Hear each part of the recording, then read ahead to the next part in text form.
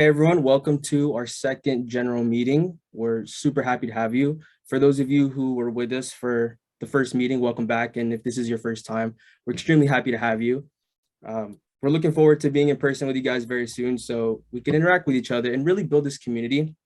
So today we're going to be talking about two main topics. We're going to be talking about prereqs, right? The required classes needed to get into PT school, and also different schools that have a PT program. At the very end of this meeting, we're going to talk about other opportunities that you guys can jump on and what we have next for our club.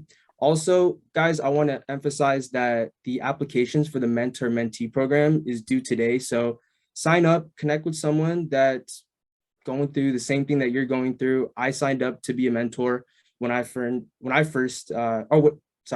to be a mentee when I first joined this club, and it helped me out a lot. Not only did I learn a lot about the field and the application process, but it really gave me guidance on my undergrad as well, what classes to take, what to avoid. So I highly recommend that. Yeah, so I'm gonna hand it over to Henley and Hyman. Okay, yeah, my mic's on. Okay. So like Elijah mentioned, the first thing we're going to talk about is the prerequisites for different PT schools. You can go to the next slide, Henley. So the big thing that we thought was a good idea was to kind of just highlight what prerequisite courses are shared between every DPT program, at least within California. So here is the list of all of the ones that you without a doubt are going to have to take.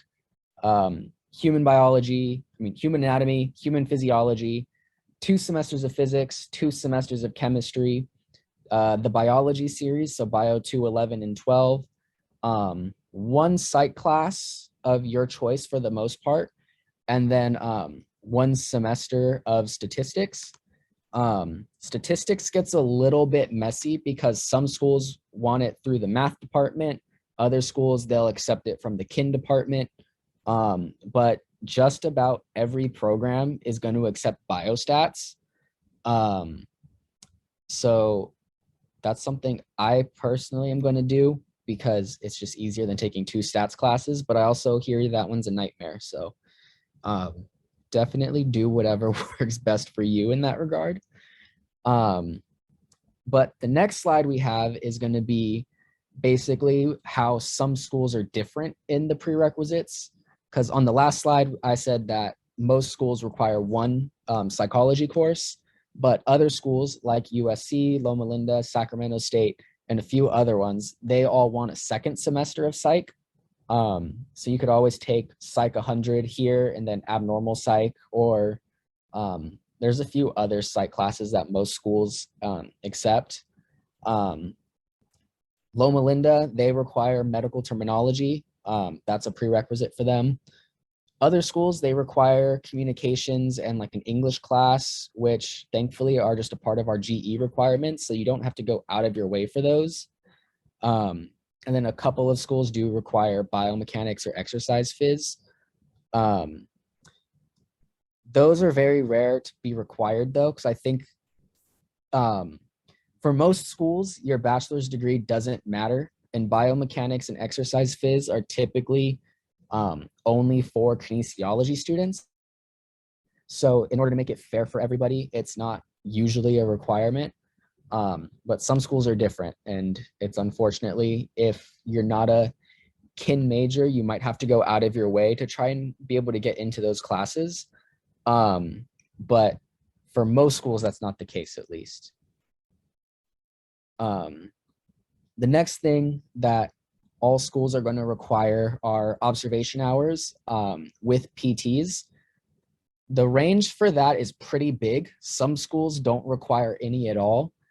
Some require 40, but I think just about every school in California requires 100 hours. Sometimes they require 20 to 25 hours to be inpatient. Like I think Cal State Long Beach does, or if not right now, they might in the future, because I know COVID has kind of messed up getting inpatient hours. But the big takeaway that everyone kind of suggests is getting a variety of settings, whether it be orthopedics, which just about everyone has, neurologic, like observation hours, inpatient, sports, pediatrics with kids and everything. Okay. Inpatient hours are basically within the hospital setting or like nursing homes. So what makes it inpatient is if they're enabled, like if the patient is unable to leave the facility and they have to stay there overnight or something like that, that's what kind of makes it inpatient. I think there's a little bit of variation in the definition. It gets kind of weird, but for the most part, inpatient is like hospital settings and nursing, like skilled nursing facilities like that. Does that make sense? Okay, cool. But yeah, the biggest thing is to try and just get a variety of settings. Yeah, that's what everyone says, just to show that you've taken the initiative to really explore the field and that you're really interested in it and everything like that. But I think 2 or more is kind of like the golden thing to strive for at bare minimum, just to show that you've put in the extra effort. Then we also have other different ways that are outside of physical therapy to get volunteer hours and everything, because especially Cal State Long Beach, they have a more holistic view of everything. So they look at not only your grades and your PT hours, but also what other things you've done in your personal time that you've set aside. So anything like volunteering at food banks, veteran programs is a big one that a lot of people like to see. Tutoring, mentoring, hospital work, church, and other specialty events like SoCal Trikers, the Adaptive Freedom Foundation. Wow. And I think even the Special Olympics and everything like that, just to show that you're more than just book smart, that you've been able to branch yourself into multiple areas of like interest into the field. I'm not, to be honest, 100% sure how big of a factor those things play, but in talking to Jeff, who does Dr. Rodriguez, who is in charge of admissions for Cal State Long Beach, he does say that they do look at that. So it is something to consider and, think about doing. And then the fun one is the GRE. We were kind of talking about it before a lot of you guys showed up, but the way the GRE works is it's got 3 different sections. One is like a math section, then you have like a vocabulary English section and a writing portion.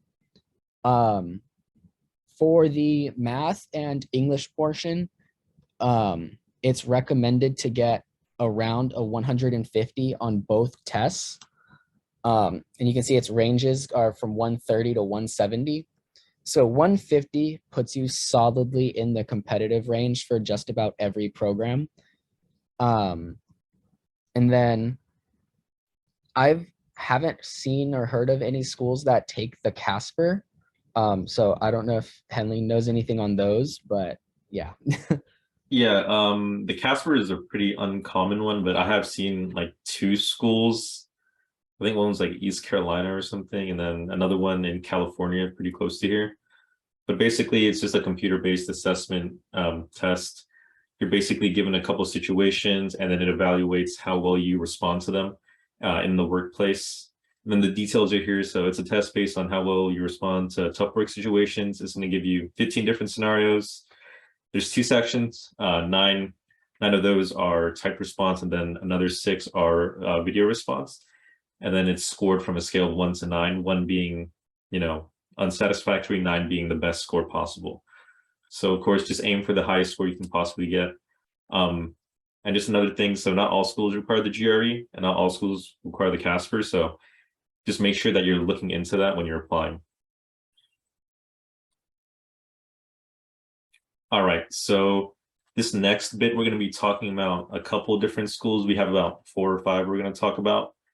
The goal today was to just make all the application requirements as digestible as possible, because when you are looking at different schools, it can be a little bit overwhelming. So we just broke it down into several small components, right? So Cal State Long Beach, I'm sure a lot of you guys want to go here.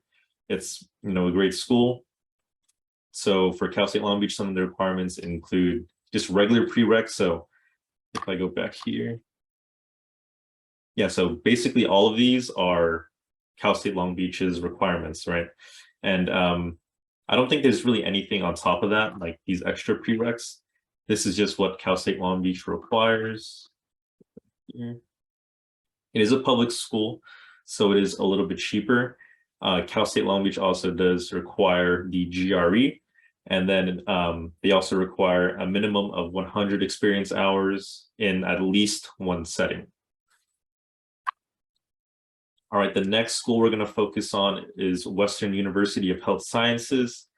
So on top of the regular prereqs that we kind of just went over, they also require English composition and an extra psych course. So it depends on the school, but this school requires, I think, or they prefer developmental psych. They also take, you know, other psych courses, but that's just one that they prefer. Other schools, you know, might require abnormal psych. It really just depends. This is a private school, and private schools do typically tend to be a little bit pricier. One cool thing is that they don't require any tests. So I actually personally messaged them a couple weeks ago, and I asked this question just because it wasn't on their website. They did confirm that at the moment, they aren't requiring it. So if you are applying now, you know, maybe your GRE isn't the best, this might be a really good option for you. But another thing is, this school does require a lot of community service.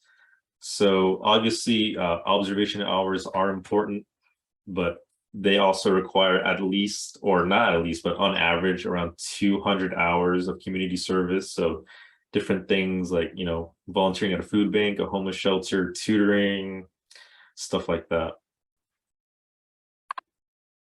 All right, so next we have Chapman. So Chapman has all the regular prereqs we were talking about. And on top of that, they also require another psych course. So abnormal, developmental, one of those courses. It is a private school, so it is a little bit pricier. The GRE is required as well. And they require around 40 hours of observation. So a lot less, but, you know, try your best to accumulate as many as you can, while also varying your hours. So try to get a lot of different settings. All right, and the last one we're going to talk about for now is San Diego State University. So they require the regular prereqs, so anatomy, physio, chem, bio, all that. They also require an English writing course. They're a public school. They require the GRE, and they also require 100 observation hours bare minimum. All right, and of course, if you guys do have any questions about any of those programs, you know, feel free to let us know. All right, so now we're going to talk a little bit about the opportunities we have. So at the moment, these three opportunities, we didn't mention them in the previous meeting, but they are still hiring, and they're also still looking for volunteers with rehab specialists. So if you're interested, feel free to, you know, shoot them an email, let them know you're interested, try your best to start working, start accumulating that experience. I'll leave it here just in case anyone needs to take pictures for a little bit.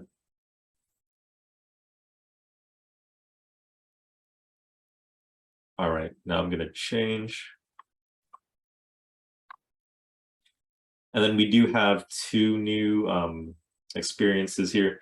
So Performance Physical Therapy and Sports Lab is a location that I worked, or I volunteered at. That was my first place I volunteered at a really long time ago. They're a really great clinic. They train you, they show you all kinds of different exercises. So it's a really small and really great place to learn, you know, have one-on-one time with a physical therapist. And then Jaime, do you want to talk about the VA? Yeah. So yeah, then the other one that we decided to highlight for today is the VA office. So they're located right behind campus, because I know last time a couple people mentioned travel is a little bit of a hurdle. So this one is right behind campus, very close to us. And I don't know how much credence they pay to it, but on Cal State Long Beach website, they do say specifically that if you've shown an interest in working with veterans, you do get extra admission points, whatever that is, however much it is. I haven't had the chance to volunteer with them yet. I do plan on it at some point. But we do have the phone number and email to the volunteer service desk. If you guys wanted to check it out, especially just because it's super close to campus. And I think that's all I have for that one. All right, cool. So the mentor-mentee program, we've been emphasizing this a lot, but it's a really great opportunity to connect with someone who's been through what you're going through right now. I think Elijah mentioned it earlier, but pretty much all of us who signed up for Physical Therapy Club, we signed up to be a mentee, and that's how we learned so much. That's how we're here now, giving you guys all this information, helping you out, trying our best to, make you a competitive applicant. So if you guys are interested in being a mentee, please feel free to sign up.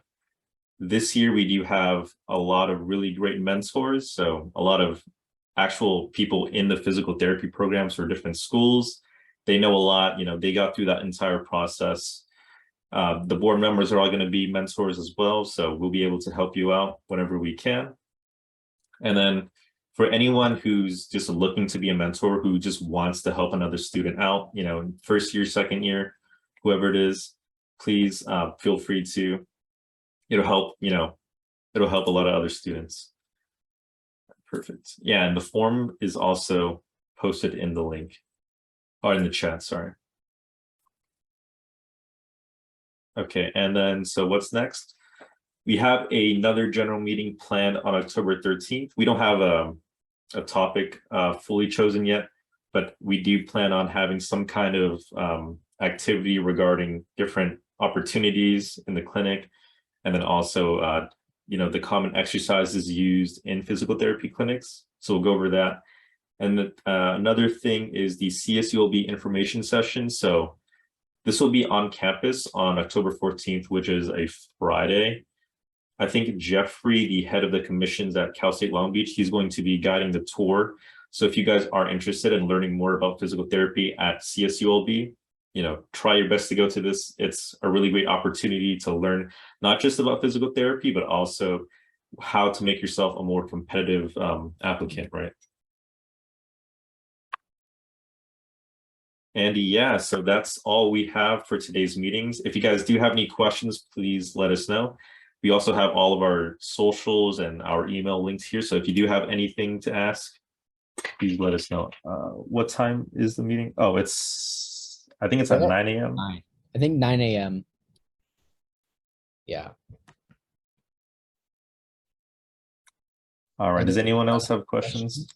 I'm sorry. Right, you're good.